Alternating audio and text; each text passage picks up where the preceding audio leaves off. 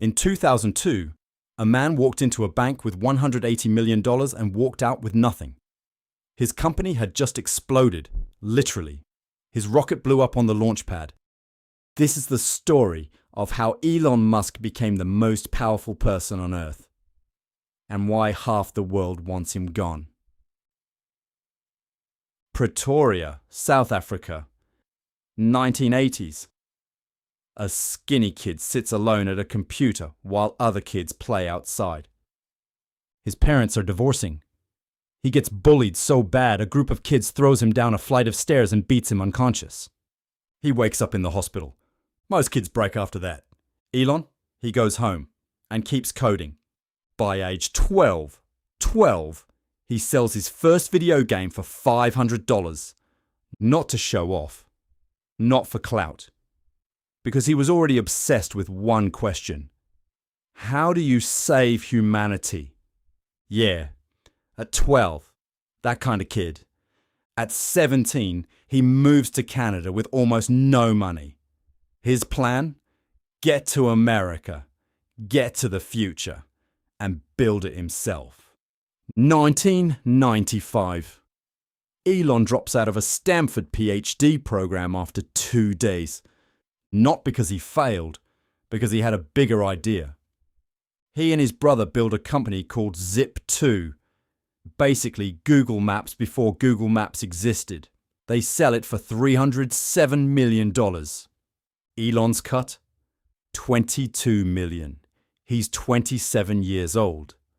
Normal people retire. Elon takes almost every dollar and bets it on an online bank. That becomes PayPal. PayPal gets sold to eBay for $1.5 billion. Elon walks away with $180 million and immediately bets it all again.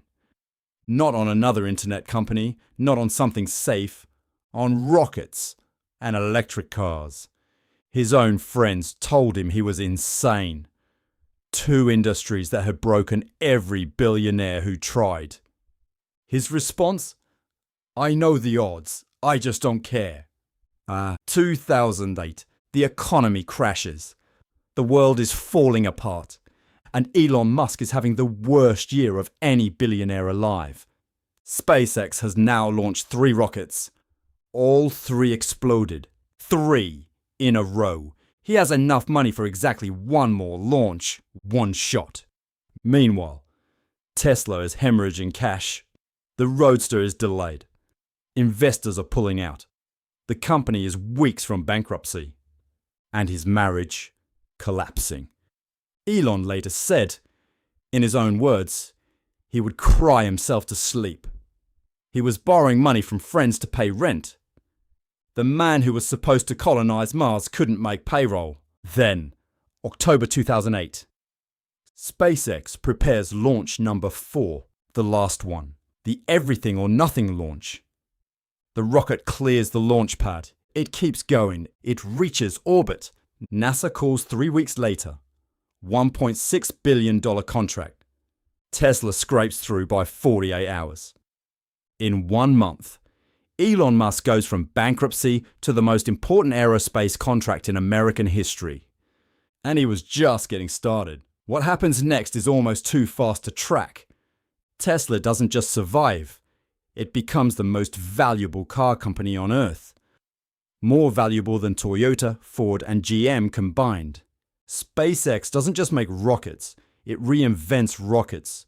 Reusable boosters landing themselves back on pads like something out of a sci-fi movie. NASA, which put men on the moon, starts renting seats from Elon.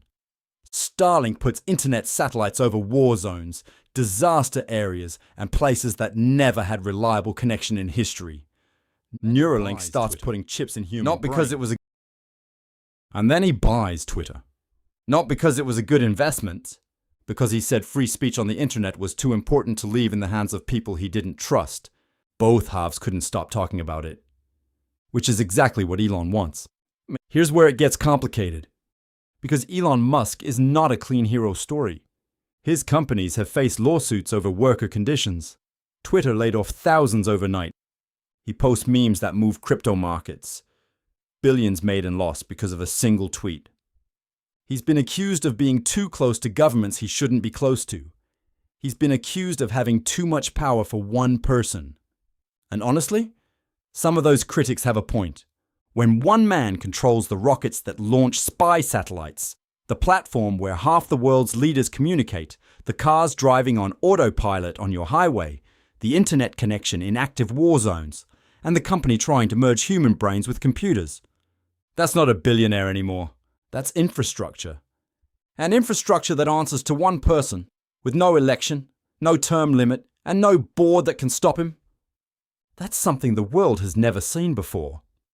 The question isn't whether Elon Musk is good or bad. The question is, what happens to the world he's building when he's gone? Here's what most people miss about Elon Musk. He doesn't think in years, he thinks in centuries.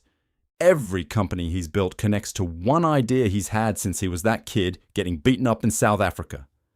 Humanity needs a backup plan. He thinks civilization could end. A virus, an asteroid, AI going wrong, a war.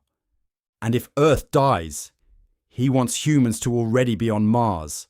That's not a business strategy. That's a survival strategy for the species. Starship, his giant rocket, isn't built to put satellites up. It's built to put a city on Mars. He wants 1 million people living there within your lifetime. Most people laugh at that. Those are the same people who laughed at reusable rockets. The same people who laughed at electric cars taking over. The same people who said you couldn't buy Twitter. He has a pattern. They laugh. He builds. It works. Whether you love him or despise him, you cannot ignore him. And that's exactly how he likes it. That kid in South Africa, the one who got thrown down the stairs, he could have decided the world was cruel and given up. Instead, he decided to change it. Whether the world he's building is the one you want, that's a conversation the entire planet is still having. But one thing is certain. No one in human history has ever controlled this much of the future, and he's not done yet. So the real question isn't who is Elon Musk. The real question is, what happens when he gets everything he wants?